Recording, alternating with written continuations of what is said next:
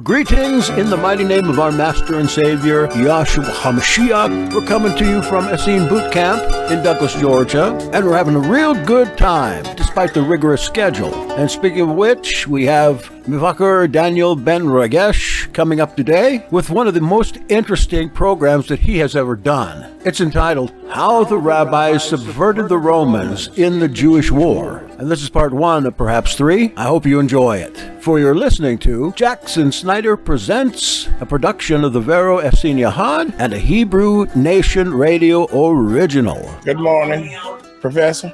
Professor. Professor. Professor. Professor. Professor. Professor. Professor. You ought to know, Bish, that Professor Smith is as deaf as a post. Thank you. Good morning. It's a blessing to have you all here on this morning. Today, if you have your Josephus Jewish Wars, we're going to be dealing primarily from that on today. Professor? Professor? Professor? He's asleep. Thank you. There's a theme that I want to strike today, and that is... Wait a minute. That Lee, why don't you go over and see if you can't turn him over? everything that we have been taught, everything that we understand about this may not be so. So what's the topic of this? What's the title of this? Where are we going with this? What I want to hopefully get across to you is something that we have been dealing with, many of us that have been in Messianism, many of us that have come through the Hebraic roots background, is that we have to be wise, we have to be discernful, and we need to have an understanding of what we're doing. When we were in Hebraic roots, they had the liturgy. It was beautiful. They had the Hebraic dance. They even spoke the Hebrew most eloquently. But the problem is, they say, or we said when we were in there, we said that we had come out of Babylon. We said that we had come away from Rabbinic Judaism. We turn our nose up at anything, quote, Jewish or anything rabbinic. Now, before we get started on today with our reading, let me first, for those who are new and who don't know me, understand that probably of most of the people in this room, I'm probably the most friendly towards Rabbinic Judaism. In college, I am a part of a Jewish fraternal order, ZBT, and I have not renounced my vows. Me and Ellis was talking about this on yesterday because both of us were part of the fraternity system. He was part of the MPHC, which is the historically African-American fraternities like Alpha Phi Alpha, Omega Psi Phi, Phi Beta Sigma, Delta Sigma Theta, and that's the Jewish sorority, African-American sorority. I was part of what they would call the IFC, that's the Interfraternity Council. And within that Interfraternity Council, you had what we would call the historically white, or let's just call it what it is. It's the historically white organizations like ATO, Kappa Sigma, ZBT, and I don't even know why ZBT didn't join the MPHC, because they have a lot more in common with the MPHC historically, due to our relationship with civil rights and things of that nature. The point is, I became a part of that system, and I was the first African-American standing man, so to speak, in that organization at Florida State University. So if the only thing that keeps me from renouncing my vows in that organization is the fact that the vows that were said at initiation are vows that you would see in conjunction with the Torah. Other than that, I'm right with you, Ellis. I'd have been right there in line, renouncing everything of that past life.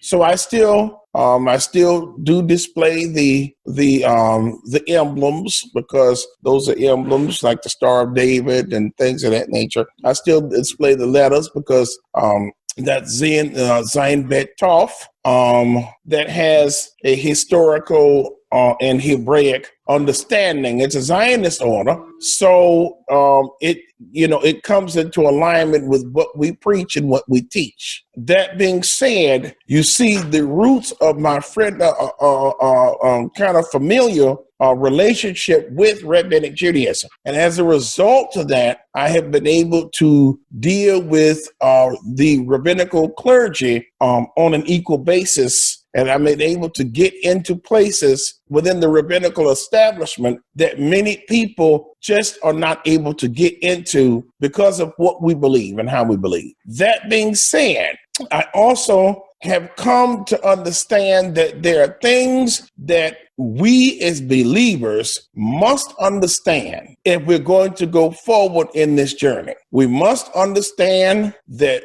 our master is Yeshua. We must understand that our master is the head of the Kehillah. We have to understand that he chose 12 Talmudim. We'll talk about a little bit. We'll talk about some of this more on tomorrow when we start talking about the polity and the structure that was created.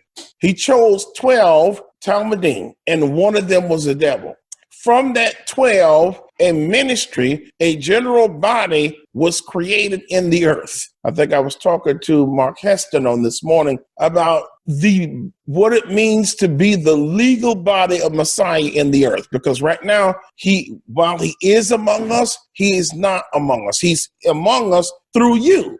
Right now, he's an illegal body. So his body, you are his hands, you are his arms, you are his feet, you are his torso in the earth. Rabbinic Judaism does not acknowledge Yeshua as the Messiah. However, there are things that are that they do have that are that it looks like we replicated, but in truth, they replicated them. For example, the Shaliach system.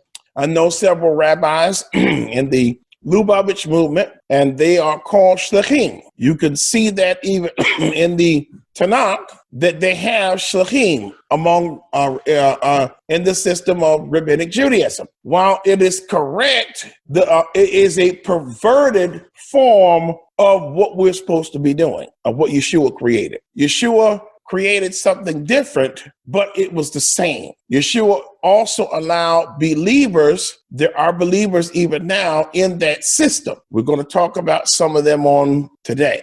Coming forward to today's shiur or lesson, we're going to be talking about the fall of Jerusalem. Why the fall of Jerusalem and not any other part of this historical account by Josephus? I believe that we must look at the fall of Jerusalem because it's going to be my contention is that at the fall of Jerusalem, the Judaism that existed at the time no longer existed. We know that Ananus died by death of 1,000 cuts, and they hurled him over the wall into the lap of the Romans. Once that happened, they were absent of leadership. Who was Ananus? He was what? The high priest at the time of the fall. We know the circumstance with regards to the high priest office as a result of the Maccabees. And later in their reign, when they decided they wanted to be the priest, the king, and everything else, and how they allowed the priesthood to be bought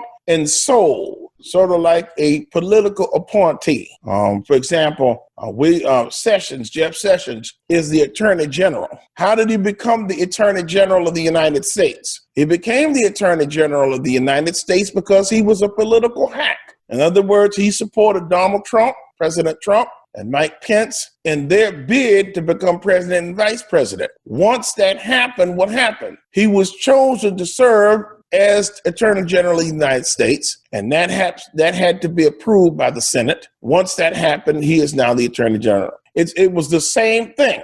Whoever the emperor was had political appointees under him. These provinces or these nations that they conquered were tributaries.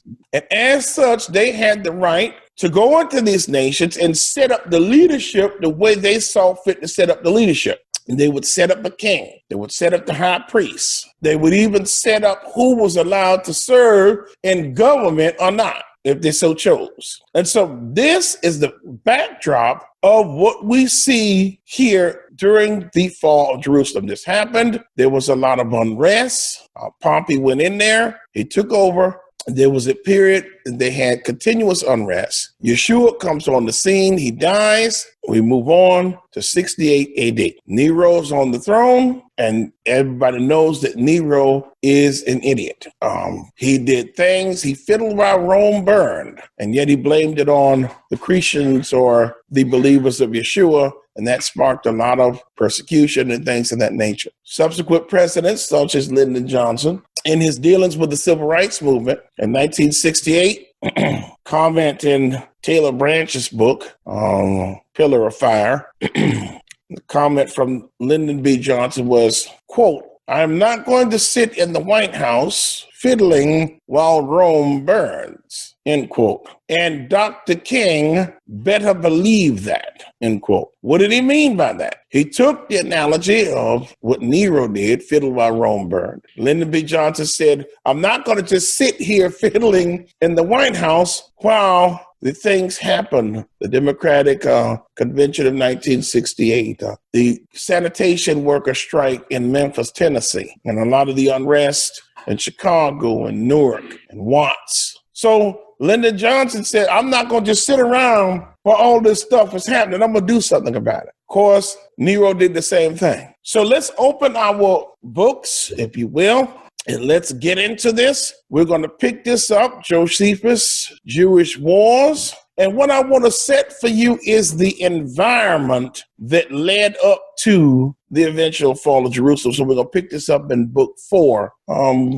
Will somebody read for me in book 4, the first chapter, because it gives a understanding that I think is, I've read it myself, and I thought, you know, when you look at this, you thought, well, Rome just went up there, cut through Israel like a hot knife through butter. Same thing concerning Babylon. We thought that Babylon just went through there like a hot knife through butter. It wasn't that way, was it? Let's check this out. Who's got a book there? Can you please come up here, chair, read? Can you give me what you'll do?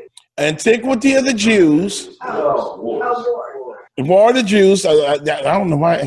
War of the Jews, book 4, chapter 1.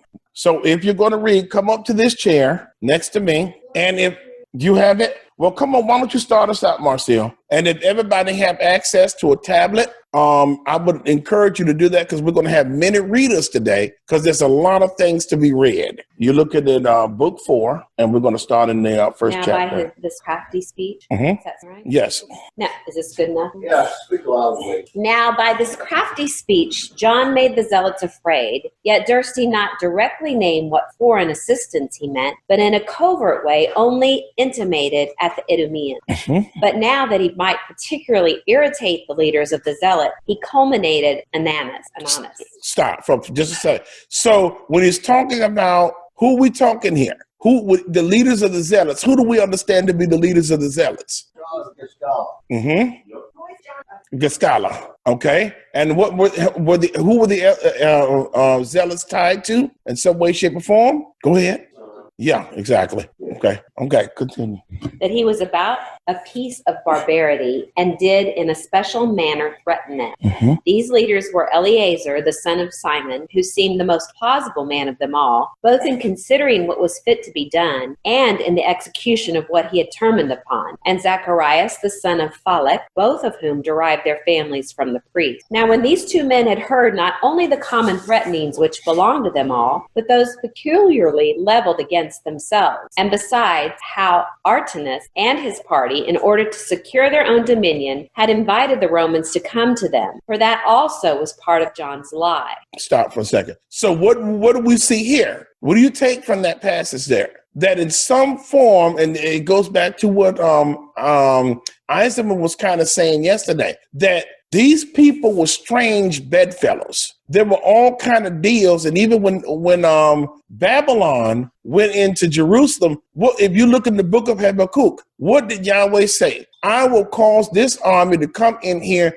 and clean house. This is pretty much what Yahweh wanted done here. But Judah was always able to cut their own deals. But if you'll see, Yahweh will always have his way. And so they invited the Romans to come to them and to be a part of this process. They hesitated a great while what they should do, considering the shortness of the time by which they were straitened, because the people were prepared to attack them very soon, and because the suddenness of the plot laid against them had almost cut off all their hopes of getting any foreign assistance. For they might be under the height of their afflictions before any of their confederates could be informed of it. However, it was resolved to call in the Idumeans, so they wrote a short letter to this effect, that Ananus had imposed on the people and was betraying their metropolis to the Romans, that they themselves had revolted from the rest and were in custody in the temple on account of the preservation of their liberty. See that? So what does that also do? Remember we talked about the high priest, Ananus, correct? So what do you see there? You see that Ananus was not acting as high priest. That's not something that Aharon would have ever done. That's not something that Eleazar would have ever done. Would be to impose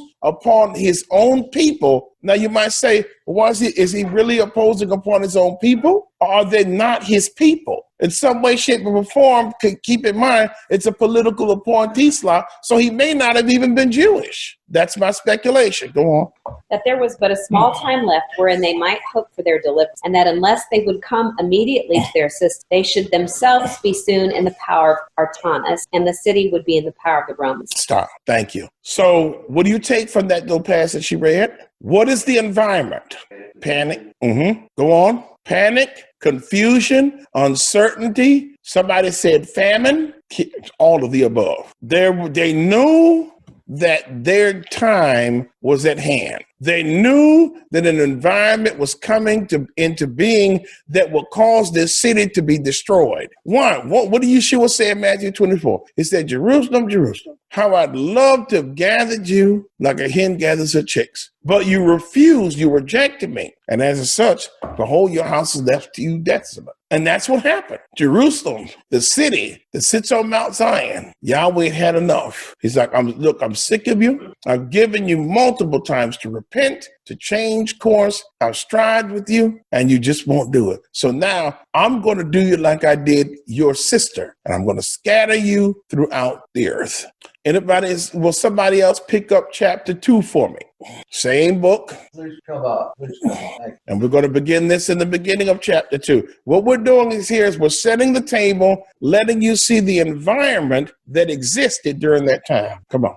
Come over to my right, and you're going to have to read loud. Now, these rulers were greatly surprised at the contents of the letter, and at what those that came with it further told them. Whereupon they ran about the nation like mad, and made proclamation that the people should come to war. So a multitude was suddenly got together, sooner indeed than the time appointed in the proclamation, and everybody caught up in their arms in order to maintain the liberty of their metropolis. And 20,000 of them were put into battle array and came to Jerusalem under 4 commanders, John and Jacob, the son of Sosas, and besides these were Simon, the son of Hathlos, and Phineas, the son of Pluthos. Chapter 3. Keep going. Now this exit of the messengers was known either to Annas or to the guards, but the approach of the Idumeans was known to him, for he knew of it before they came. He ordered the gates to be shut against them, and that the walls should be guarded. Yet did not he by any means think of fighting against them, but before they came to blows, to try what persuasion would do.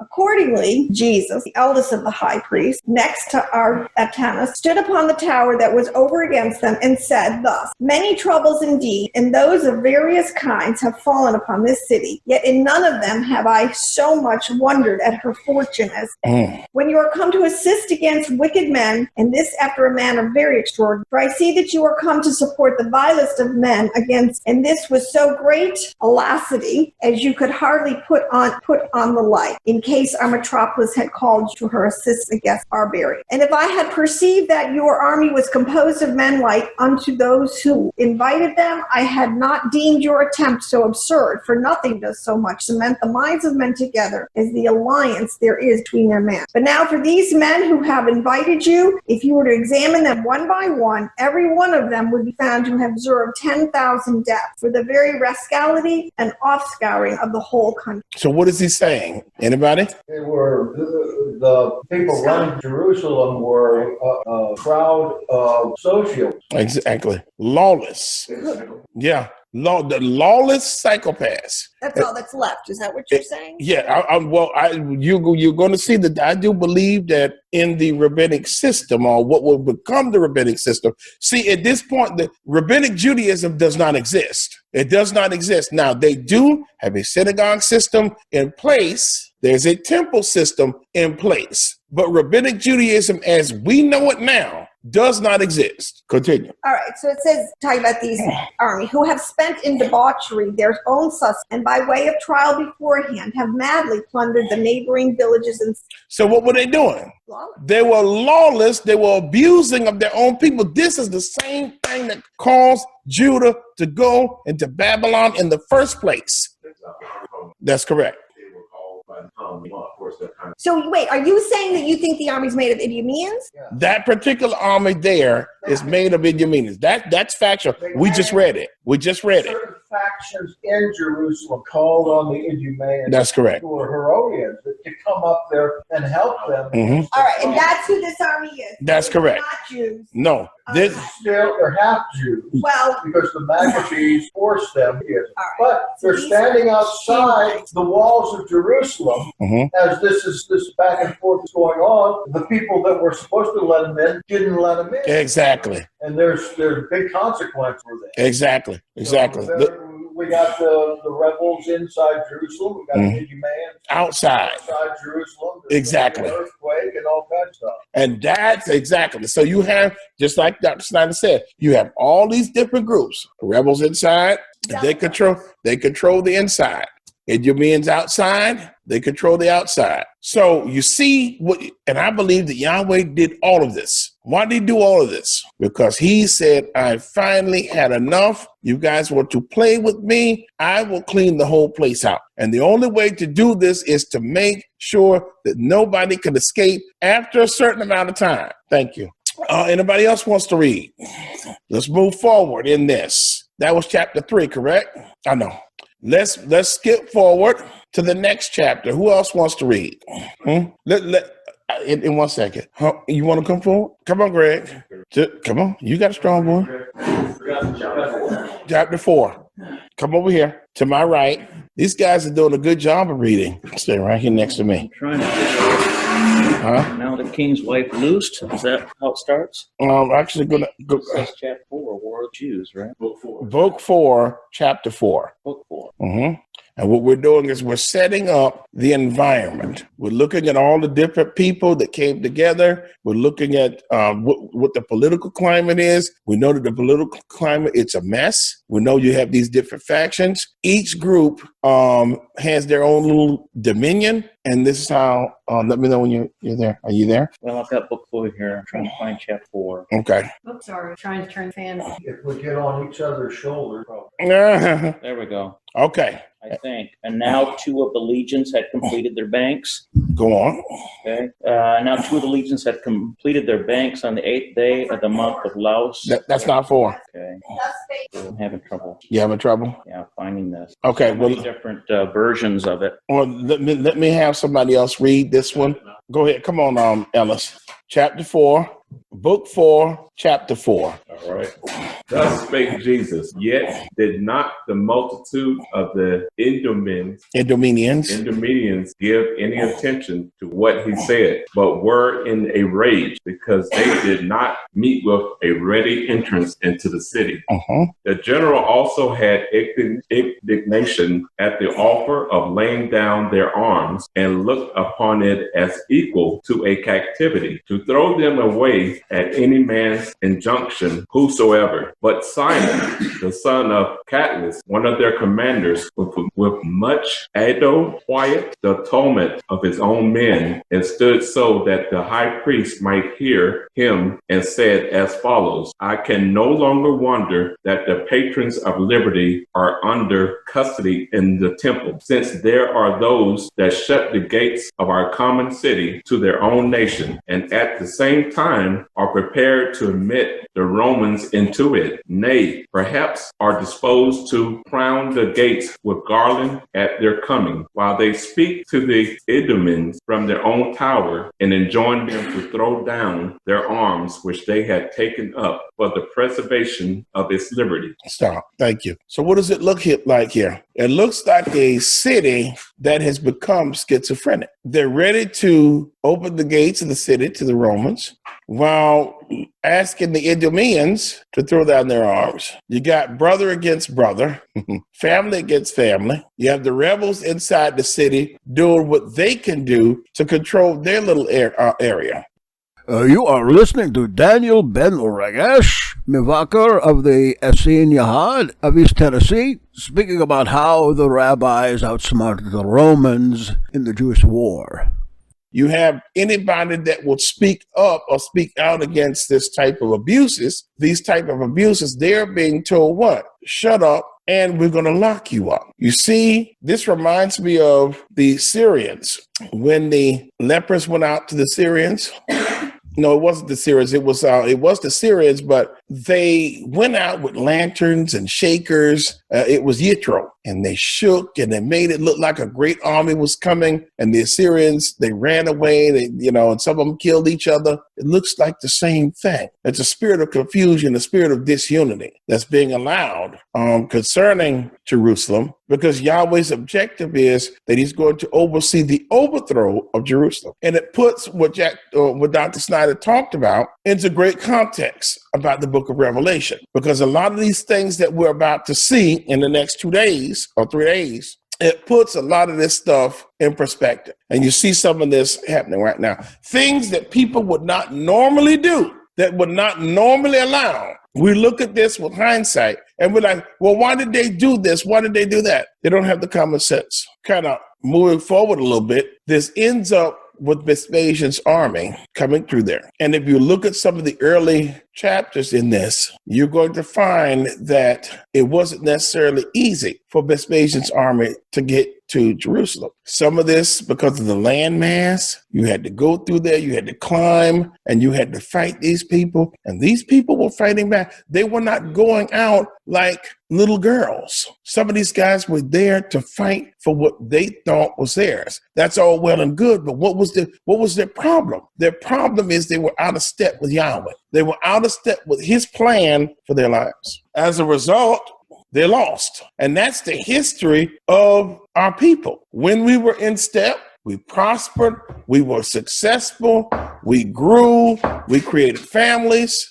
But when we were out of step, we lost. The Battle of VEY is a perfect example, because somebody got greedy and took items, Babylonian items, and they hid them under their tent. And as a result, they lost the battle. At the end of the day, Yahweh had to rat them out and have them killed. How did Yahweh do that? He did that by using the lot system. What? The lot system. He used the lot system to catch, yes. Oh, okay. He used the lot system to catch. He did it. They took them by tribe. Then they took them by family. They took them by man. And then Lot fell on this person that did it, Achan. And then he had to confess. I mean, what were you going to do? Stand there and say, no, it wasn't me. It was plainly obvious to all 12 tribes, look, you did it. What are you going to do? So now stand there in front of the ark and call Yahweh a liar. What are you going to do? So we have a system, we have the exact same situation where the lot fell on Jerusalem. He had enough. He's going to send him out. Vespasian comes in. Now, Vespasian kind of asked them to open their gates and, look, let me come in, then you're going to go your way in peace. I'm not going to do nothing. What they tell him? They basically told him, forget you. And so he's like, okay, then we'll, do what we've done all the other times. And so while this battle raged on and they had these little pitch battles, not little pitch battles, but they had pitch battles. At the same time, there were some things going on in the city. What were those things? We talked about some of them. The leadership began to turn on each other. They began to literally eat each other. Okay. Why? Because of their selfishness and because of their greed. The first thing they did, all the rebels, they're attacking each other. Instead of attacking each other and getting rid of that other group, what do? They go after the food. Yeah, they burn. They literally burned the food. So now we have everybody inside of Jerusalem without food. I'll give you an example, and Jack, we might want to think about this for when we do the memorial during Passover, when we memorialize these events. They were boiling straw, and they were drinking the broth that came out of the boiled straw. This is what they were reduced to. Some people were eating children. And we noticed that that's been a problem with Israel, all 12 tribes. Let us eat your son today and eat my son tomorrow. It's the same thing. It's the same depravity, human depravity that can happen without leadership from Yahweh. So they were drinking this broth and they were doing these things. And there was a rabbi, Yohanan ben Zakkai. And Yohanan ben Zakkai saw this and he said, man, we ain't fixing to win nothing. We're going to get beat. It is what it is. I need to figure out what to do. So he sends for one of his nephews. His nephew is one of the rebel leaders. My guess is he may have been a Sakari, but he could have been with the other group. There were 6 of these rebel groups. They'd taken over different areas of the city, and they'd stationed guards in these areas. In other words, if you got caught on the south side of town and there was a different leadership on the south side of town, they would kill you. If you tried to leave Jerusalem altogether, which we'll talk about, they killed you because they were like, listen, we already know what's happening. The Titanic is sinking. I felt the iceberg. We know what the deal is. If we're going to all go, we're going to all die together. We're going to make sure of that because they realize that they messed themselves up. So he sends for his nephew. His nephew comes to him and said, listen, I need to go out to Vespasian. Y'all not going to win. So they have this huge argument. Look, nobody's going to win here. It's going to be bad for everybody concerned. We need to figure something out. So what happens? They start a rumor. You know how rumors get started. They start a rumor and they tell the general public that Yohanan ben Zakkai is sick. Okay. He's not, he's sick like I'm a different color. So they say he's sick. So, and here's the difference. Rabbinic Judaism today tells you that they put rotten fruit around his house so that it'll smell. But Dr. Snyder, that's not the truth, is it? They put dung. Yeah, where? And I'm going to get there. Right. They put dung in the house so it really would smell. And then they started another rumor. And they said Yohanan ben Zakkai, he died. And so they put dung in his mouth. This is something that he was willing to do for his people. Rabbinic Judaism will tell you, I've heard a rabbi friend of mine told me, he sat there and he said, oh, they put rotten fruit in his mouth. I'm like, Rabbi Denberg, you know that that's a lie. You know it was doo-doo. And you know, this is not something, look, what they did and what Rabbinic Judaism does is not, it's nothing that we all haven't done. I'll give you an example. In the African-American community, one of its, quote, political heroes is Dr. Martin Luther King Jr.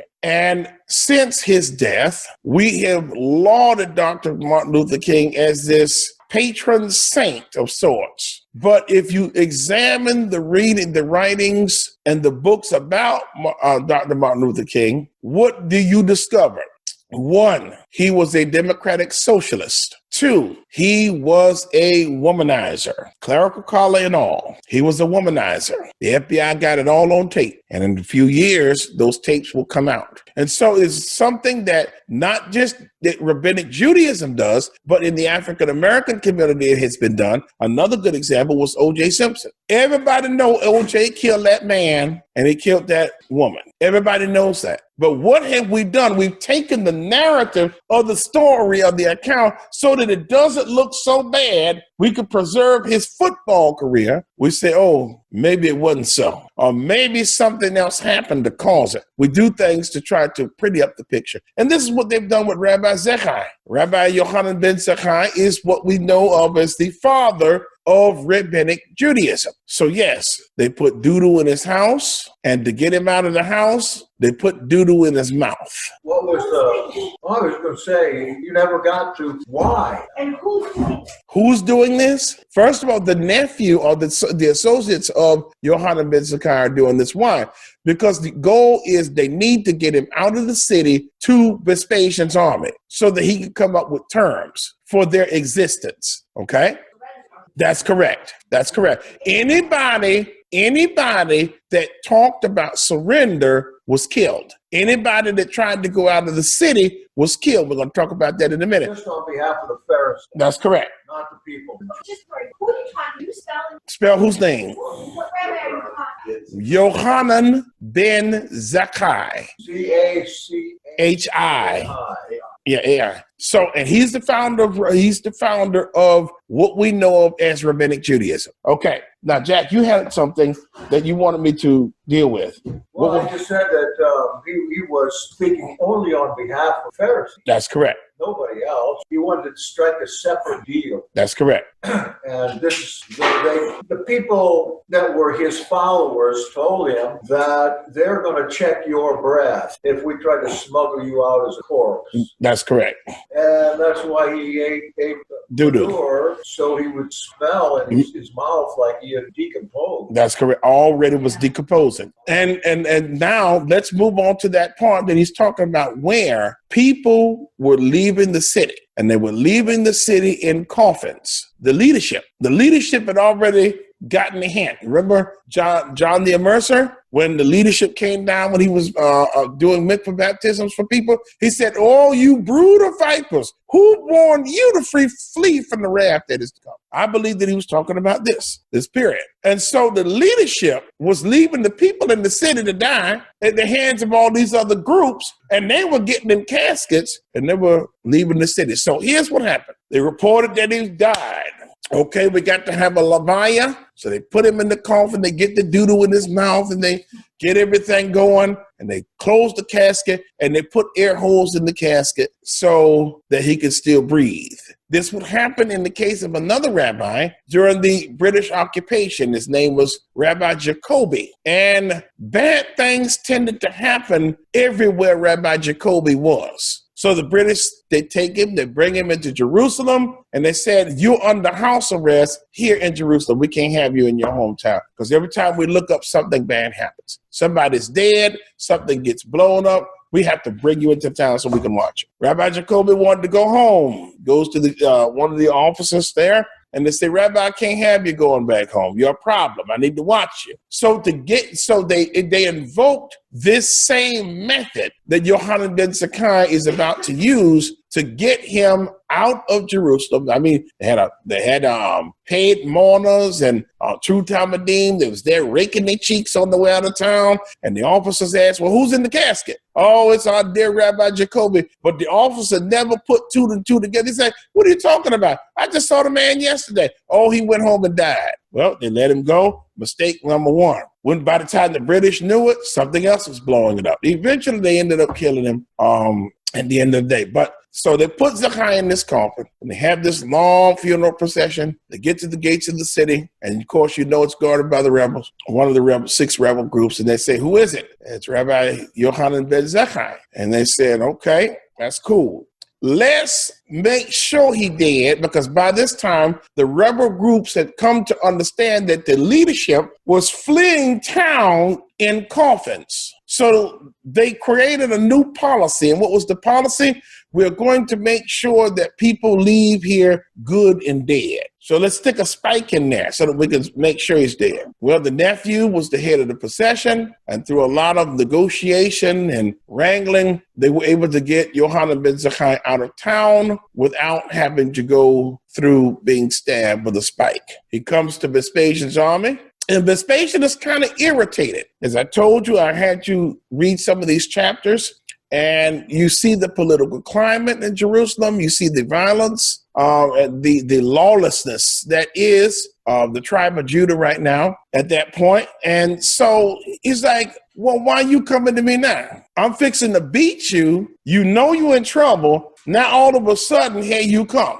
What you want?" And so Yohanan ben Zakkai tells him, listen, I would have come out to you earlier, but we were prevented from coming out. And so he basically spills his guts to Vespasian about the condition of Jerusalem. So he kind of sold his people out, did he not? He kind of sold his own people out. But what was the vision that Yohanan ben Zakkai had come up with? Something happened that caused him to realize that the temple system was about to be destroyed, and he needed to prepare for the next phase of life for Judaism. And so what did he do? He came up with a system that would separate the temple system, which was about to be destroyed, from the synagogue system. Now, so Vespasian is feeling good. He just told him, hey, I just been told that I've been elected Caesar. So I'm feeling cool today. I'm in a good mood. Let me hook you up. What can I do for you? And I'll make sure that they take care of it. So Yohanan ben Zakkai then is now in position to finally cut his own deal. So all of that eating doo-doo and everything else, it was worth it. Because what was his goal? He knew that they were not going to win anything. I mean, you don't drink broth from straw and beat the Romans. It ain't happening. Okay? So he moves on. He's now in position to negotiate or to talk terms with Vespasian. Vespasian's in a good mood that day. He fusses him out for about 5 minutes. He gives the explanation, and Vespasian said, that's cool. So here's what he asks. 1, he asks for the families of the following: Gamaliel and some other rabbis and some other prominent Torah teachers at that time. Vespasian said, yeah, okay, that's good. I got it. Now, I want you to think about something. Gamaliel. Who is Gamaliel? Gamaliel is one of the people, do you remember in the book of Acts? Leave these men alone. Exactly. Leave these men alone. If what they're doing is of Yahweh, you're going to find yourself to be fighting Yahweh. If it's of man, then it will fall to pieces. That Gamaliel. You remember what his name means? I don't remember exactly. He's the camel of El. Camel of Elohim. Yeah. May a troop of camels walk over. Correct. He's the kid. So that name Gamaliel means the camel of El. And so he was the Nasi. What does Nasi mean in Hebrew, Professor Smith? Nasi. What does it mean?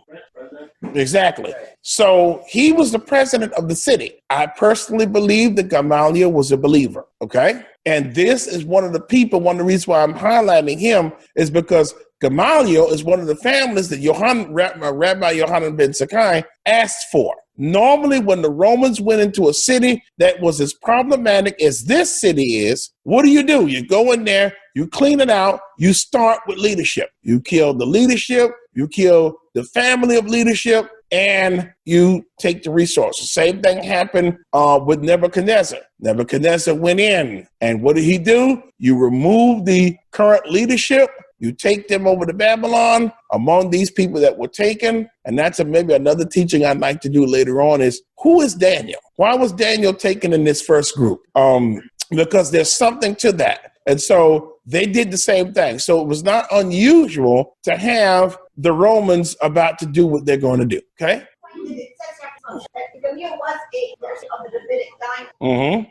Exactly. So Gamaliel had connections. And again, like I said, I believe that he's a believer. There were some other Torah teachers that were also believers. Scott Paddock informed me of another one. I just don't remember his name at this point. So they asked for these families. Vespasian said, that's cool. That's fine. Now, after Rabbi Zakkai spilt his guts to Vespasian and he was able to accrue concessions, they sent him to a city called Yabna. Yeah, and that is, yes, Yabna. No, it's Yabna. Yabna. And so this is where, remember earlier, I told you about how people were leaving the city in coffins and they were going out to Vespasian's army. This is where these people were being taken before Zakkai. So after Rabbi Yohanan ben Zakkai got his favor from Vespasian before he took off to assume the throne, of course, leaving Titus in his stead, the makeup of Yabna would begin to change. Yabna would become the footstool of modern Rabbinic Judaism. They would be the first rabbinical academy would be there. They would reestablish the Sanhedrin there. They would redo everything. They would reinvent Judaism, and it will be called Rabbinic Judaism. Now, that being said, do you see here why 135 had to happen? Because what is Yahweh's complaint against Jerusalem at this time? His complaint is against leadership and the abuse of leadership. And so his target is not the people of Jerusalem. His target is leadership. So they go away and cut their own deal again. They got away again. They dodged the bullet. And so they got over there and rebuilt this system. But it was at this point when he made that deal with Vespasian and gave them Yabna and sent all of these people to Yabna in the leadership. From this point forward, the synagogue system becomes the primary system of worship, liturgy, and everything else. So the Judaism that people talk about no longer exists. They don't have any leadership. They literally eating each other in the streets. They're drinking straw. They're drinking straw broth. They're stabbing each other in coffins. They're eating doo-doo. All kind of things are happening. The leader that deserted that set up a new system. It was that same leadership that set up another religion. And that's the point I want you to take away from this. Not yet. Hold your question, but not yet. So they basically, that same leadership went over, set up a new religion at Yabna. They reestablished their yeshivot. They reestablished their own form of government. They reestablished their own different halakha. However, note this. Even while the temple system was functioning, there was still the synagogue system. So they didn't really have to do much. What they did, as the armies came through and destroyed, the leadership moved on. They took they took what they knew and they moved over to Yabna and reestablished. Go ahead, Liz. Well, I have a question. All right, so you're saying that Yah does leader in the elders. And this was going on. I mean, to me, it sounds like in this, you really actually at that point have the work and of destroying, but because that's how Yah does. You just let them really destroy each other. I'm still of the opinion. Go ahead. But what if this is, you said he felt he was a He was a believer. I believe that he was a believer in Yeshua. All right, now we have this. I want to my own house, and we still have a lot of house here. So this to me could be a setup of God bringing out a remnant, because Judah still has him and go forward, not build. If this is a way of him getting out a righteous remnant, which he always says do, he will take the righteous, establish them. I don't know where you're going with this, but I just don't. Here's where Be the righteous remnant that establish them, position them. Here's what I believe. Here's where I'm going with this. I believe you're right partially in that there were people like Gamaliel that Yahweh was still faithful to, but at that same time, there were also people who rejected Yeshua and they still continued to live that way. Remember, Yahweh has his people everywhere. Doesn't matter whether it's Islam, doesn't matter whether it's Buddhism, Hinduism, Yahweh still has his people everywhere. And I agree with that, but I'm just trying to frame it in a larger context. Because we have the two houses. Yes, you do.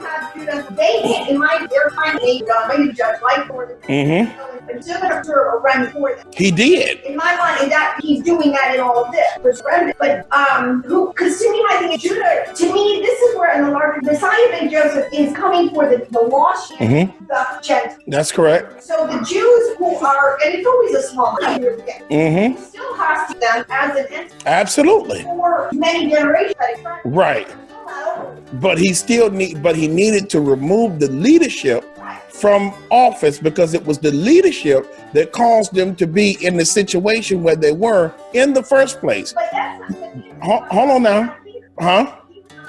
No, that's where I disagree with you. He was. Even Rabbinic Judaism will tell you that he was in that leadership. The Bible will tell you, hold on, the Bible will also tell you that he was a part of that leadership. He was part of the Sanhedrin that stood up that day. And I think I saw somewhere where it says he was president even then of the Sanhedrin. Yeah, but it is still part of that leadership. well, I agree with that, but even here, look at there are still some are in the league, but they're not necessarily coordinated because they're making back. But he was the Nasi. President, but he said, yeah, so you're saying he'll stuff and say better for 1 year. Yes, that's what I'm contending. That this is the same Gamaliel that stood up then. We can't get confused Gamaliel Caiaphas. Exactly. Caiaphas said. Yeah, Caiaphas said that. So, yeah, so this, Which one? wait, let's get straight. Caiaphas said it's better for 1 year. No. That's exactly. But I'm talking about the person when they were getting ready to discipline the followers of Yeshua. It was Gamaliel that stood up and said, "Leave these men alone." That is the same Gamaliel that we're dealing. Yes, in Acts chapter 5, it's the same one. As I used to say every night to all of the little Schruumkoffs, night time, I really like to hear about this Jewish war because it answers so many questions about New Testament and especially all those riddles in the book of Revelation. Because in the Jewish war we can find consistently that the revelation has been fulfilled, that the mystery is history. But we'll start up again tomorrow night, same time, same place, with Daniel Ben Regesh and Jackson Snyder. This is old Bogdan Schruumkoff signing off.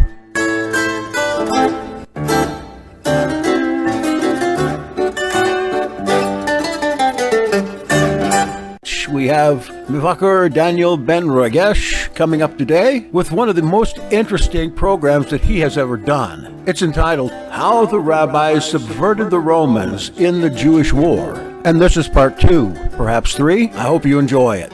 For you're listening to Jackson Snyder Presents, a production of the Vero Essene Yahad and a Hebrew Nation Radio original.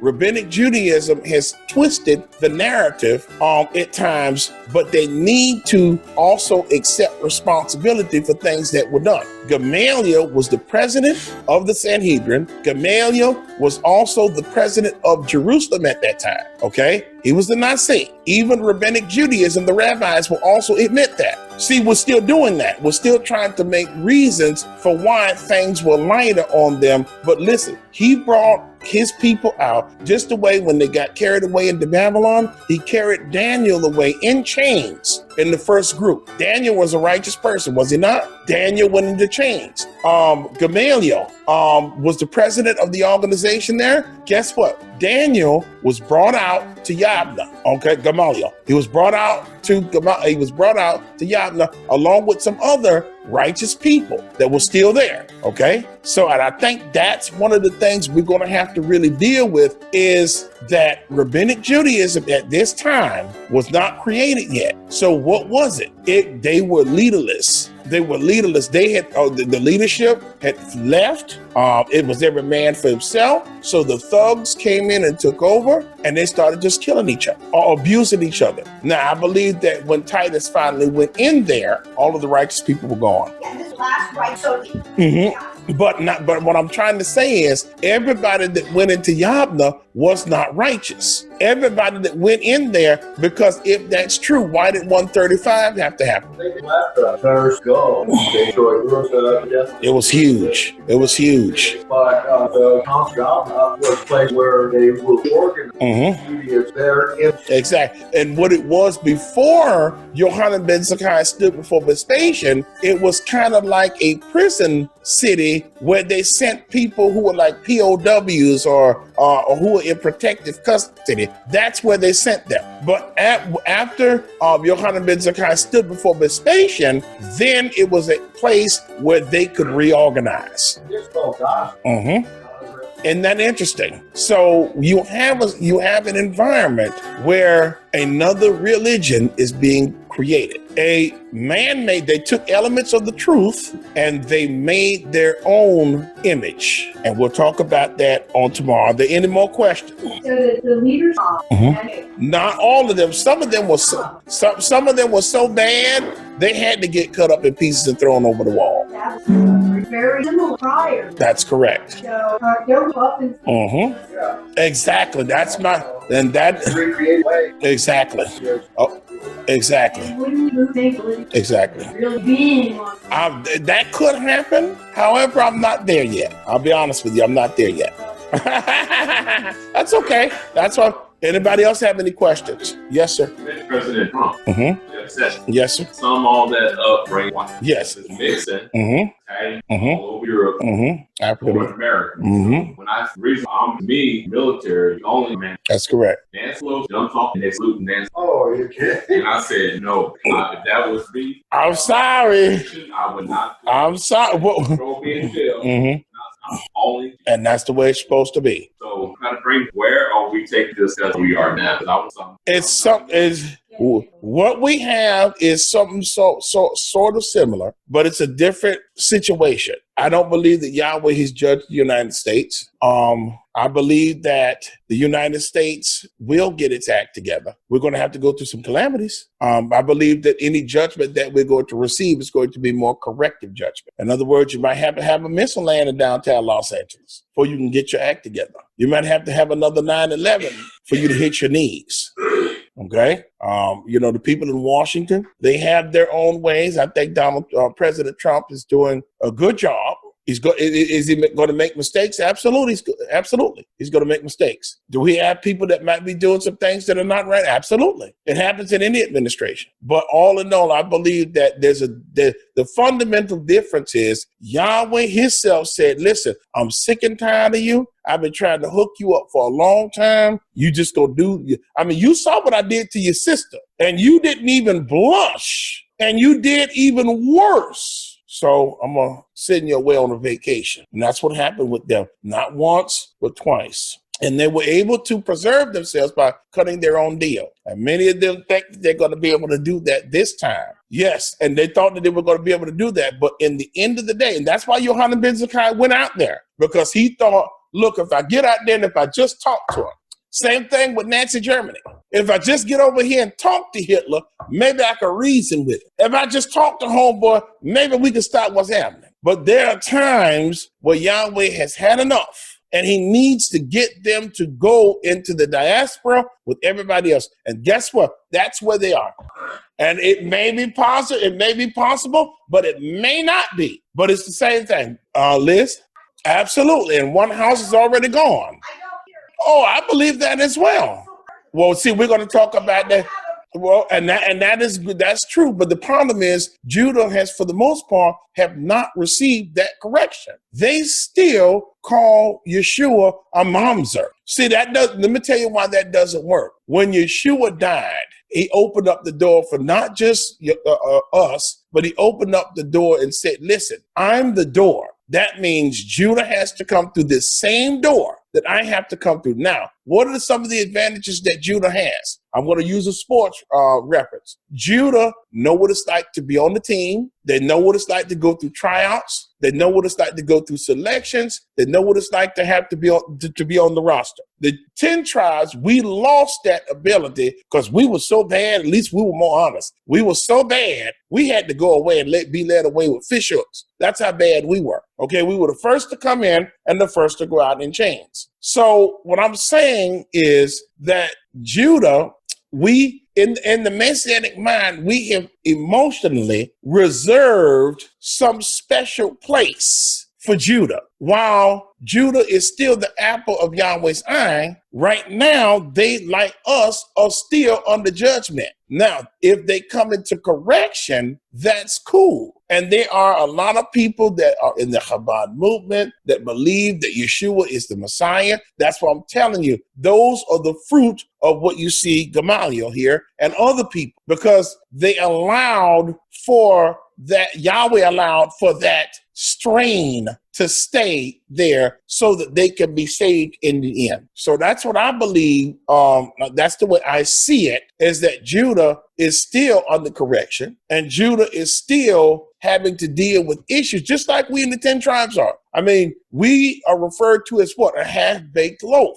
Okay, we're nice and pretty on the outside. We like shiny things. But when it comes to really delving into the meat of the word, to really delving into other things, we have a hard time with it. However, let's go on the other side of the equation. Something that Yeshua has given us some things, such as multiplicity. He's giving us the ability to function in the gifts and the callings. Tomorrow we'll talk a little bit about some things that they have that survive that are still the same thing. And we'll talk about the system that the early founders of the Jesus movement, the Yeshua movement, brought to us, and why we should not be cowering, but necessarily, but really out there in the forefront getting things done. Any other question? Last question. Absolutely. Absolutely. I believe that.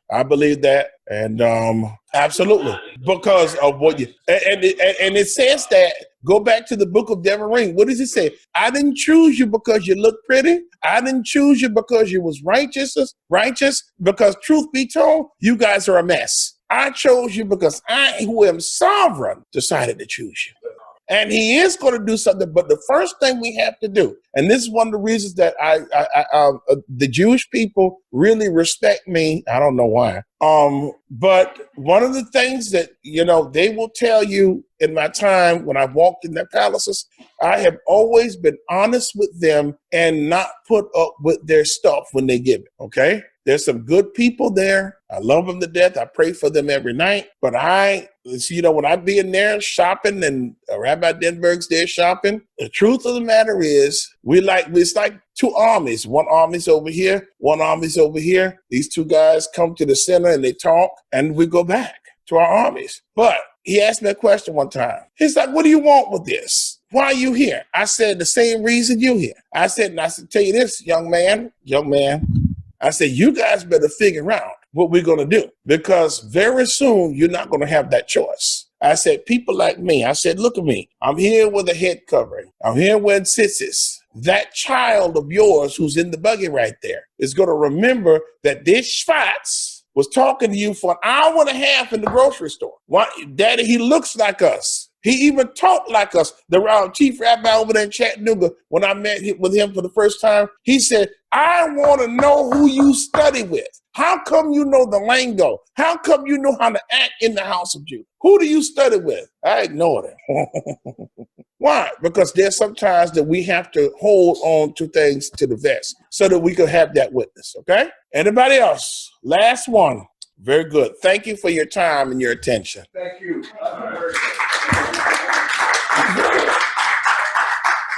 Thank you, Mike. You like that? Yes, I did. And the very next day. Good morning, everybody. Good morning. Good morning. How are you? That was a wonderful ordination service, wasn't it? And we're thankful to have Elder Allison Harrison now to really be a part of us. It's not like she wasn't a part of us. She, as was said, she did everything. She was at all of the meetings, and so we're happy to have her. That being said, let's go on and continue where we were on yesterday. But before we do that, let's do a brief review. And the name of this is the Rabbinic system versus the Apostolic system, the Messianics, the Hebraic roots. Is it a conspiracy? Who's in bed with who? How did we get where we are right now? In our discussion on yesterday, we talked about Yahweh giving an edict or an order because of the actions of the people of Jerusalem and of the tribe of Judah in specific, with the understanding that the 10 tribes had already gone forth into captivity via the Assyrian Empire. We talked a little bit about the push of Rome into Jerusalem under Vespasian, and then it was General Vespasian, and of course you know that Titus was his boy. And we talked about their journey and how their journey was not easy at all. Every step they took, they had to work for it. It was not something that was just going to be handed to them. I mean, they got caught up in a situation. For example, as I was reading in Josephus, there was a point where Vespasian, in one of the battles that they technically lost, he got exposed. He was exposed, and he could have been killed by anybody at any time. He got hit like in the ankle. Exactly. With a dart. So he could have been messed up. I bet he was mad. I know. But he, comforting that army, proceeded to push on to the gates of Jerusalem. And when he got there, he said, listen, look, you know the deal. I know the deal. Open up the gates. I'm going to come in and keep it moving. And you're going to go your way and I'm going to go my way. But it was said, listen, you're not coming in here. Do what you do. So a state of siege existed around Jerusalem. And there was a Rabbi Yohanan ben Zakkai. We talked about him. And he realizing or having the foresight, however you want to call it, of the vision, understanding, listen, we're going to get beat. People are drinking straw water for sustenance because the rebels had burned everything. He, knowing this, he, through deviousness, as Dr. Snyder would like to call it, made his way out to Vespasian's army where he cut a deal.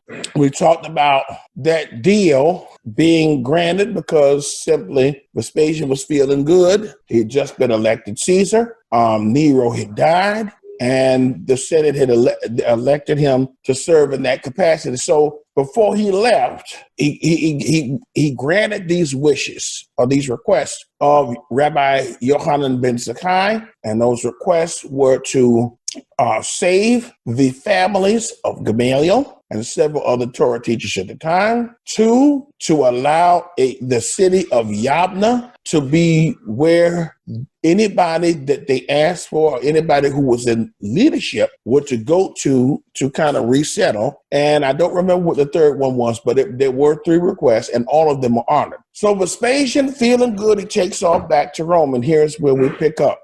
Yabna, as we know, is the spiritual home of the first rabbinical academy, the first rabbinical shuls, the first rabbinical Sanhedrin. There were other things that were reestablished in Yabna.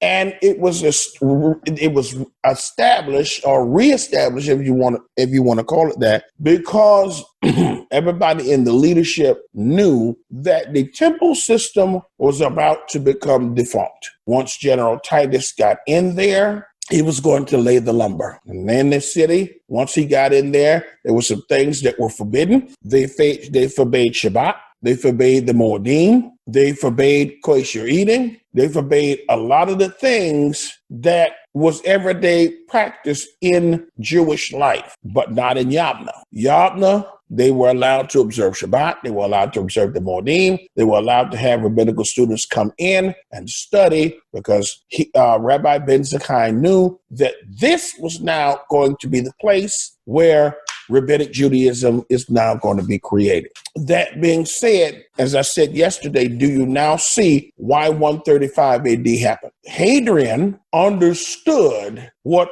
the other generals did. I think Vespasian kind of had an idea because he's, as we talked about yesterday, he's like, listen, I've been fighting you people for 3 years. 3 years we've been going on with this stuff, and you never came out to talk terms. Why now, when I'm winning, you want to talk terms? But he didn't really get the scope of the picture that it was about the Jewish leadership. It was about finally removing the Jewish leadership from their roles. And after 135, that happened. I don't think we might all know what 135 is. 135, as many, some know and some may not know, 135 AD is when Hadrian went in and really brought the system to its knees. And that was after the Bar Kokhba uprising, okay? And you know what happened as a result of that. Shabbat, after that, Shabbat was forbade, the Moedim was forbade, anything Jewish was forbidden during that time and after that time.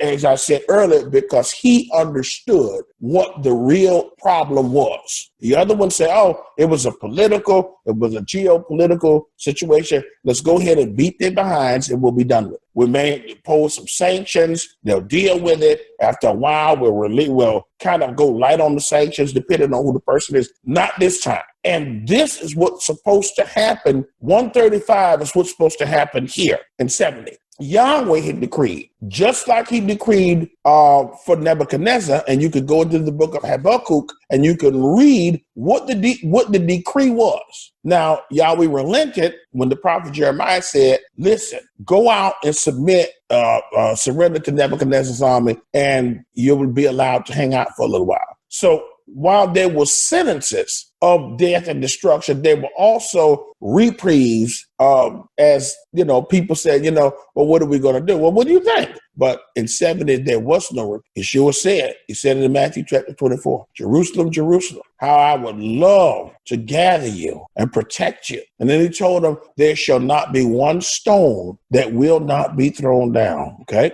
So that being said, they reestablish what we now know as the synagogue system. So they take everything and they move it over there. Much of the temple service is lost. Much of the temple documents are lost or burned or destroyed. Much of the architect, the elements, the menorah, things of that nature that was brought back from Babylon is carried away into Rome, and they have moved now from a temple system, a temple way of worship, to a synagogue system. So suffice to say, the sacrificial system ceased. Now think about that. Remember how it said that the abomination of desolation shall go up on the mountain and it shall cause the sacrifice to cease? This is what I contend. I contend that this is the abomination that makes desolate. Now, can it happen again in another body? Absolutely.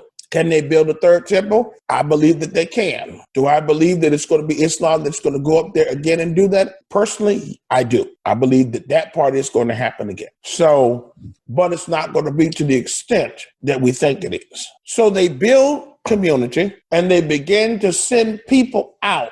See, one thing this dispersion allowed for is for shluchim to be sent out. Now, we know that Rabbinic Judaism has a system of what we just did out here, of succession. A lot of it is through families. Bishop Snyder talked earlier about how when a little bit of the ruach that was on Moshe was placed on the elders at that time, and how some people who were in the camp but were not at the meeting still received the power to function in their offices and callings. Rabbinic Judaism has a very similar system to what we have. The problem is that a lot of it is very familiar, and a lot of it had become corrupted throughout history. I mean, it started off right with Moshe Rabbeinu, but they had problems even with the leadership in the wilderness. This is not something that's new, okay? That group of elders, they died in the wilderness. The next group came up. Guess where they ended up? They ended up at the time of the judges. The people that came into the promised land ended up during the time of the judges taking over, and they quickly fell away from what Moshe Rabbeinu was doing. Go forward into Samuel. You have Eli, the high priest, and his sons. This stuff that they were doing during the time of Yeshua, that Yeshua had to go in and overthrow the temple, the money changers, and kick them out for what they were doing. This is not something that just happened because Eli and his sons did it. It was done after the time of Solomon, and it was done right up to the time of the first carrying away. So you have right there, you have Eli, you have a succession of leadership up to the time of the Babylonian exile. Then they came back. Then you had a succession of this that happened again and again that led up to Yeshua. So right there, there's about 6 times where leadership had been responsible for some dastardly things that went on with regards to the temple service. So the temple service has been removed. The synagogue system now set up. The sacrificial system at this point is, for all intents and purposes, suspended and on the shelf. Now, I personally believe that those are going to be memorial sacrifices in the millennial kingdom. I believe that there's going to be a millennial kingdom. And I believe that those things are going to be observed once again. So we have this community. We have people now going out and to Europe and to Spain and to other places, setting up communities in this name. So the question I have for people that are doing Hebraic roots, who are doing Messianism, is when they say, we are not rabbinic.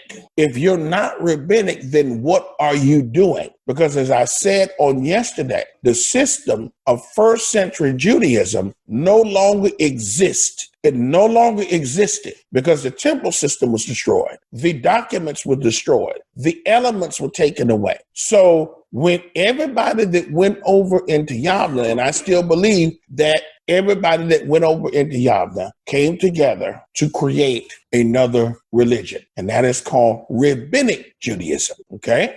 So they created Rabbinic Judaism. When they put the name on it, Rabbinic Judaism, that made it another religion. I gave an example on yesterday about the Assemblies of God. Hit it. Come on, stay on your job. The assemblies, and the Church of God in Christ.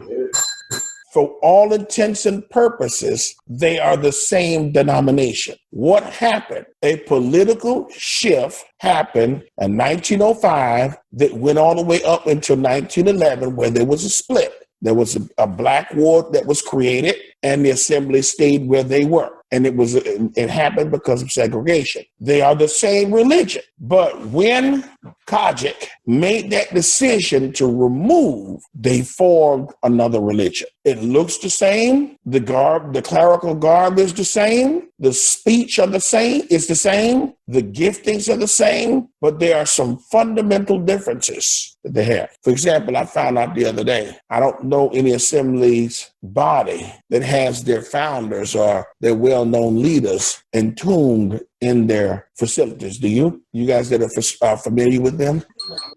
I am having an issue with my prophylactory right now, and I must take a short break. We'll be right back. Well, there's a hole in the darn thing, but I fixed it anyway.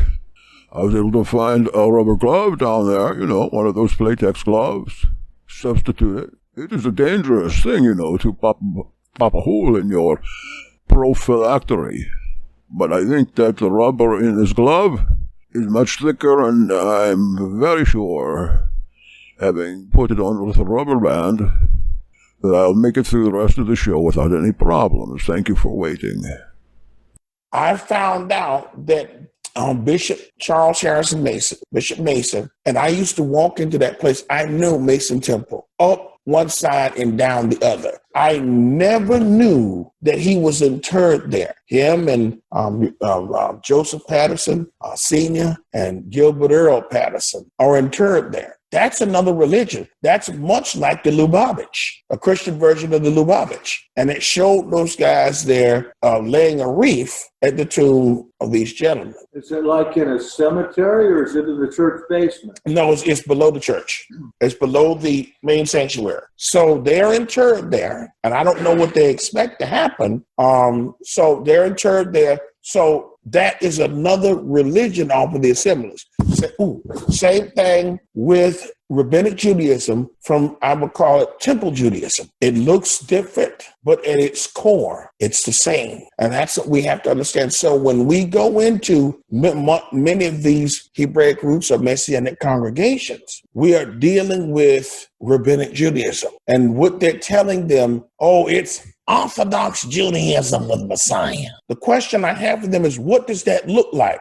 How was that supposed to look? And they said, we just do all of the things that the Orthodox do, and we just include Yeshua. How can you do that? You cannot do that without pulling up what you know from the rabbinic system. If it looks like a duck, if it walks like a duck, if it smells like a duck, it's a duck. And I think that the serious deception is that people are trying to emotionally or in their mind use words or barbs to cope with this issue. Now, as I said yesterday, I'm a big fan of Rabbinic Judaism, and I have a lot of rabbinic friends. I'm part of a rabbinical fraternal order. But we as believers have got to get this part right. We have got to call things what they are. Now, that doesn't mean be anti-Semitic, because I myself, I won't tolerate anti-Semitism. But you can speak for truth without being full of hate, without being anti-Semitic. And so what we have at Yabna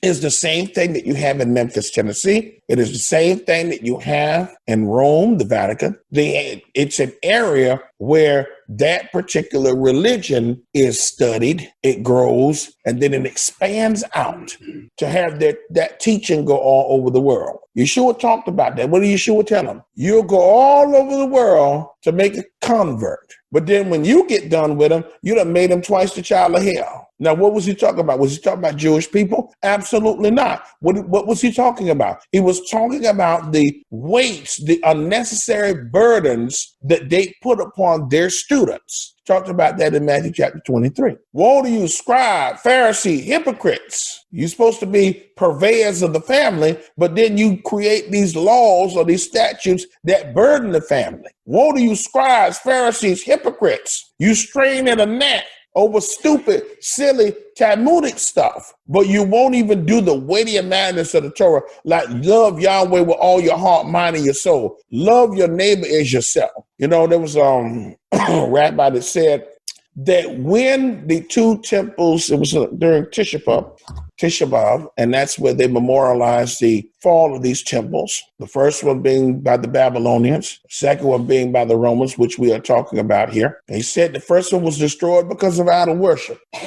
The second one was destroyed because of unwarranted hatred. What was that unwarranted hatred? They hated the fact that their deliverance from sin and death had arrived, and they did not know the hour of their visitation. I think that was Mark Heston that talked a little bit about that yesterday. They didn't know the hour of their visitation. And quite frankly, judging by the scenes in Josephus about how they treated each other, and there were even scenes during the World War II period where they would turn each other in. So this is in our brothers, and we are their brothers. It's our older brother Judah. And yes, they were given certain oracles on certain charges, but in many cases, they fell down on the job, and they're going to be held responsible for that. And it started here at the fall of the temple. Now, they go and they're doing their job, and that is spreading their new religion. I believe, as I said yesterday, that Yahweh also allowed believers like Gamaliel to go into Rabbinic Judaism and to remain there. He died there. He was older when the city fell. So you know it couldn't have been that much longer after they got everything established over at Yabna that he probably passed away. There were believers that went into Rabbinic Judaism. Why do you think that was? Nowhere else to go. Anybody else? Well, I think they have the right kind of light. He always said there would be a remnant. That's correct. So not everybody that went to Yabna was righteous, but there were those that went to Yabna, like Gamaliel, that were righteous. And Yahweh probably needed them. As we said yesterday, Yahweh has his people everywhere. And so Yahweh still having his hand on Judah to bring Judah back to repentance, to bring Judah back into covenant. Because something that they taught us in Messianism, something they taught us in Hebraic roots, was the fact that Judah didn't do anything wrong. At the end of the day, that's what they were teaching us, that we were to look to them because they know all the answers. And while some of that might have been true, if you look in, I think it was Jeremiah or Ezekiel, one of those, if you look at Jeremiah 3, he says what? Look here, you saw what happened to your sister, and you didn't even blush. As a matter of fact, you did things worse than what your sister did. Why is that? What chapter is that? Jeremiah chapter 3. 3. And so what's happening is we're getting a new interpretation, or we're getting more information. We're not just believing what the preacher says up there. We're not just believing what the congregational leader says. And that's what many of us did when we first came into this. Okay. We said, okay, he knows what he's talking about, because some of us came from churches where we kind of did that as well. But now, because of what has happened to us, we are being forced to study to show ourselves approved. and we're being forced to rightly divide the word of truth, which has been somewhat devoid to us because we weren't reading and studying for ourselves. And so when we see this, when we see, okay, we have Judah saying, I'm better than you. Do like I say do. Don't ask me any questions. Just do what I tell you to do. And then we who have received this truth of study to show yourself approved, do ask questions. That doesn't mix in some cases. That's why many of us are here, because when we question the then, and I'm talking about Messianism here and Hebraic roots, when you ask questions of that type of leadership, there are issues. So the question becomes, is this a conspiracy? Personally, I don't think so. I think that it is something that happened as a result of us not truly dealing with the issue. And what is the issue? That Yeshua came to this earth, that he chose 12 Talmudim. From those 12 Talmudim, those 12 went out and created a ministry. And that ministry is the ministry that was going to take care of us who are here right now, or to prepare us. Yes. So it sounds like it's a difference between tradition as opposed to following the spirit of God. Yeah, a lot of it was. A lot of it was about traditions and added traditions. See, to me, not all traditions are bad. And you and I had this discussion on the other day. There are traditions. Everybody has traditions. You have traditions of things that go on in your home. You have traditions of things you don't do. You have traditions of places that you don't go, movies that you do not watch. Everybody has traditions. What is wrong with the level of tradition that they were doing? They were telling you in the Mishnah Torah that you have to do A, B, C, D, E, F, and G. And guess what? It's all salvation. Who said that? Is that what they say? Yes, that's what they tell you. I mean, there's a radio station that I listen to every night, and they come on, it's the Mishnah, this Rabbi Abraham Hassman reading the Mishnah. And I'm there screaming at them, that's not what that says. That's not what Yahweh said to do. Yet you are causing all of these distresses, and this is what Yeshua was talking about. You're causing all of these distressing situations. Well, that's not what he said. So they're calling the oral Torah as it is, as if it were the Torah itself. I knew that they believed that, but I just hardly could believe they would call on that nonsense as salvation issue. In many cases, they do. Yes, Liz. Can I address 2 points? Actually, you can ask a question, and you can make a statement at the end. You have a question? No, not yet. Okay, because I have a thought. Okay, so they do this though, and I think they did it, and this is probably a natural human thing. Look, when we left Africa in chains, many of us, we lost our name. We lost our heritage. Some people did what? They did things to preserve things, right or wrong, in the Americas, whether it's in the Bahamas. My family is Bahamian. And so we went from Africa to there, and then the United States. There were 2 brothers. One was brought here, one was brought there. Okay. So obviously I'm of the brother that went there. And so they did things to preserve African heritage. My point is that it happens. But when we become believers, our jobs are to acknowledge that did happen and then try to walk in the truth of what we know. And so when you read the Mishnah, when you read the Gemara, there's a lot of good things in these things, but a lot of Messianics don't understand the applications of that stuff. And then the next thing you know, they're offered to Rabbinic Judaism. Why? Because they haven't been properly instructed how to really rightly divide the word. And so they end up getting deceived and going off into heresy when they ought not to. Rabbinic Judaism is cool. They tried to get me to convert, but we have to understand everything in context. If you want, there's certain books I would not suggest that a new person bother with yet. Like the Zohar. I would not suggest that somebody bother the Zohar until they have been doing Torah for at least 10 or 15 years. Then once you get your full grounding in Torah, then you could start doing that. Yeshiva, okay? Somebody told me, I want to go to yeshiva. What's the only way that you're going to get to go to yeshiva? Good word.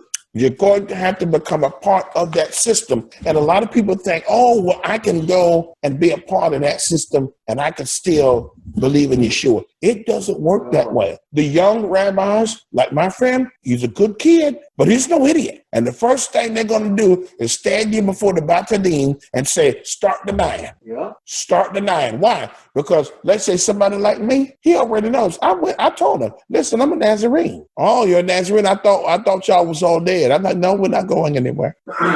I said, furthermore, Rabbi, what are you going to do with us when we come back? Because we're coming back. There's going to be a day that Judah and Ephraim, they are going to be united. But we have to be emotionally prepared to handle that. A lot of people that are losing it, I mean, they see Jewish people. This is no joke. I know somebody every time, I'm like, what are you crying for? Every time you talk, you look at something on the Holocaust, on JLTV, I'm like, I'm going to knock this person out. What's that all about? It's a emotional dream. Yes. Yeah, there are things that I would read bring tears off here about good or right. Somebody, especially when one of the players followed it a while, or you watch about World War II, whether it's Holocaust, whether it's which 731. Right. But and then you watch that stuff and you have it on the record, it's taken to a dream. It's as giving almost. They would say, well, I will give 90% of money to Israel, to an organization in Israel, or that says that. And you know what I told that person?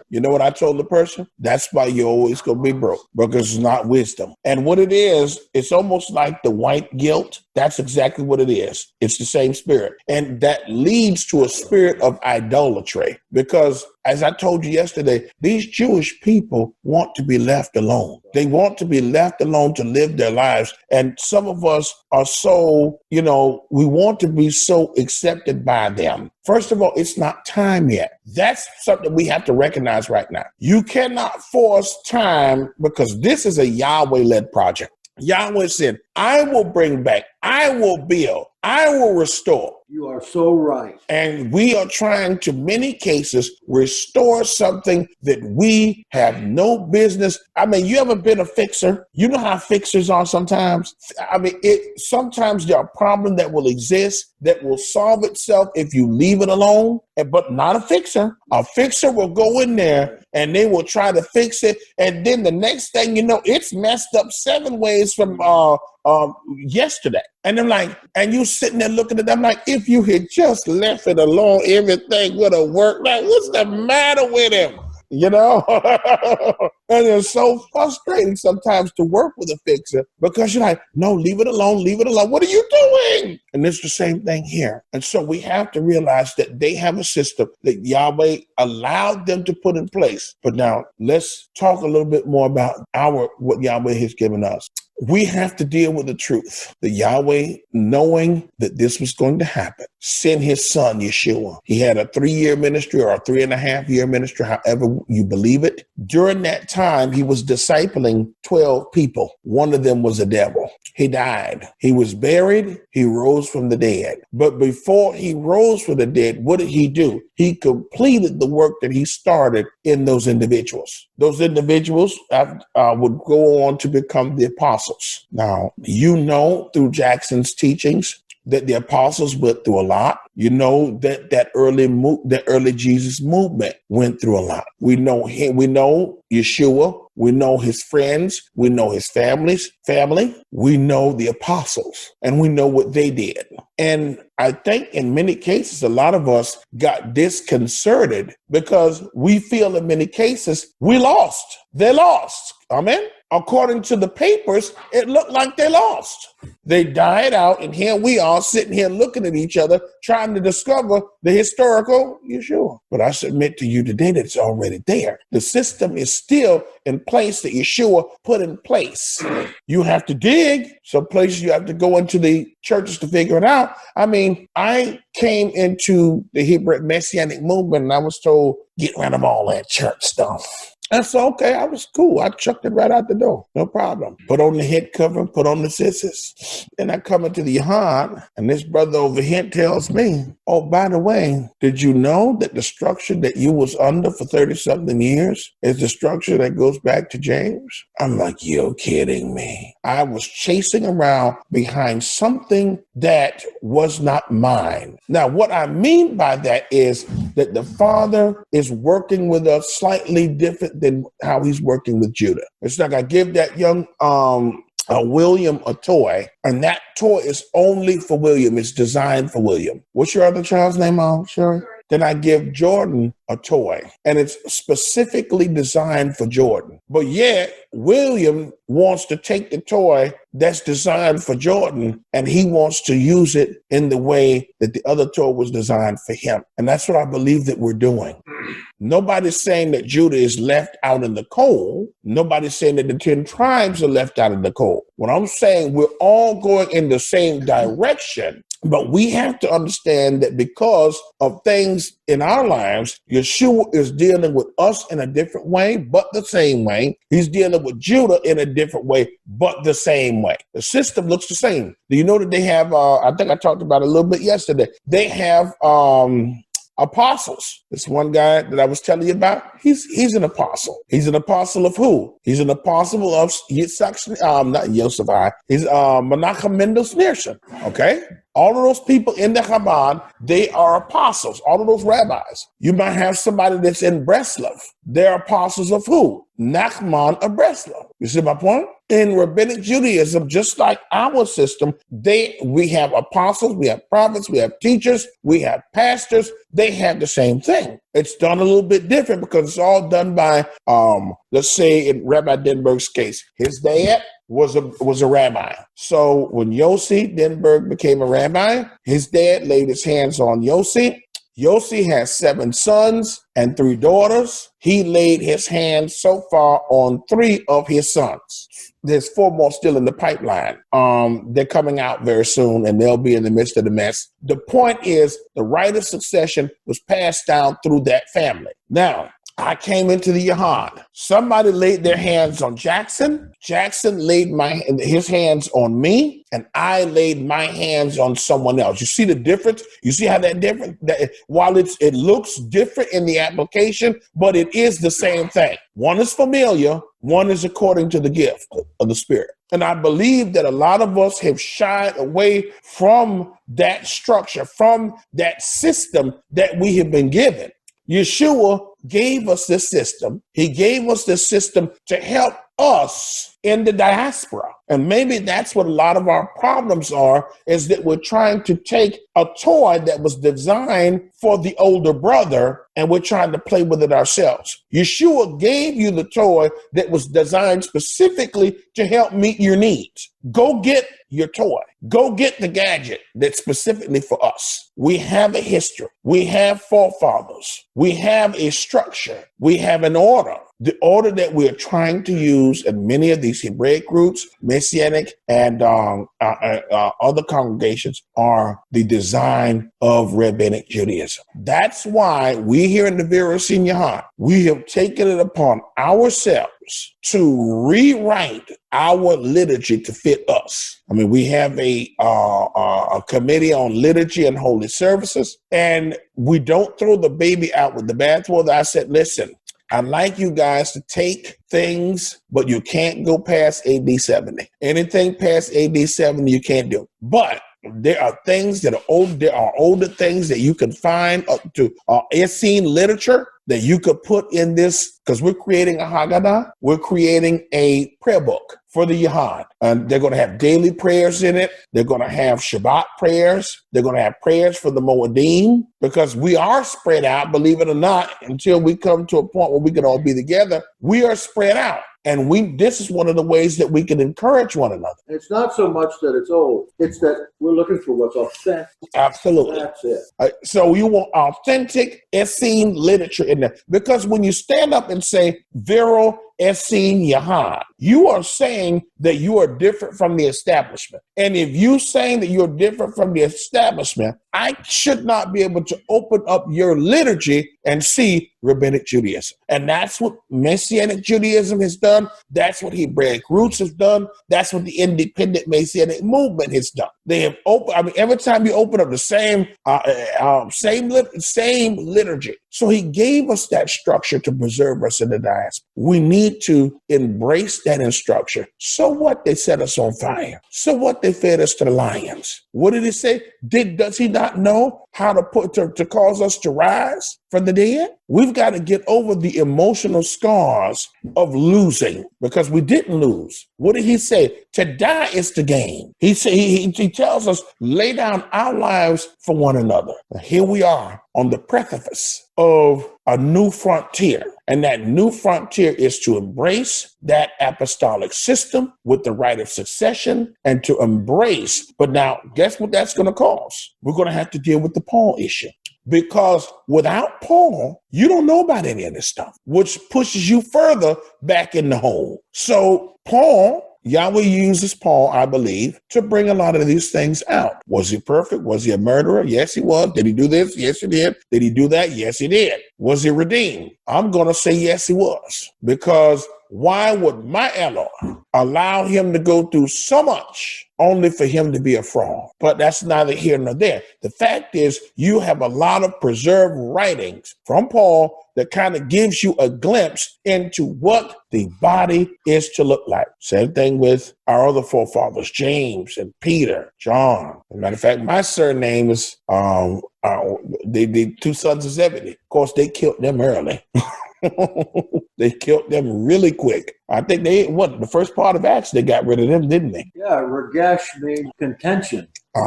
They killed. They killed. Well, but the point is, we have been given this, and we're running away from it. Stop running. See, this is, while it's good to know the history, we have to, at some point, start walking. Just get out there and start walking. Learn as you walk. Learn as you do. Vero, truth, Essene, doing Torah, Yahad, together. We're going to have to do this at some point. We know the truth. We understand that we have a Messianic history. We understand that we have forefathers. We understand that Yeshua set up a ministry the way this is supposed to work. So now we understand that truth. Now we have to walk it together. And at some point, we're going to have to lay ourselves aside, our old funky flesh, and we're going to have to stop making excuses, and we're going to have to stop going everywhere else to try to live everybody else's testimony. And that's what we're trying to do with Rabbinic Judaism. Yahweh, I'm not saying Yahweh has given them a different toy with a different game with